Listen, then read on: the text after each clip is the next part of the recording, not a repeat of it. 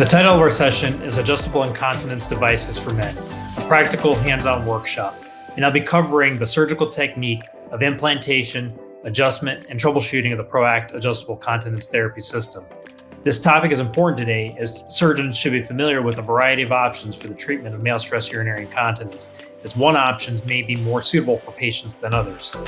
This session allows attendees to become more familiar with some of the most commonly used adjustable continence devices for the treatment of male stress urinary incontinence. This ICS meeting is unique because it brings experts from around the globe to one location to share their knowledge and expertise in their respective field, and provides insight to ideas and therapies that may not be the norm or routine in their region of practice.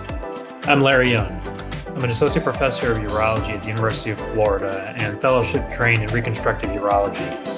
I specialize in the treatment of male stress urinary incontinence, and specifically in the implantation of the adjustable balloon system called ProACT.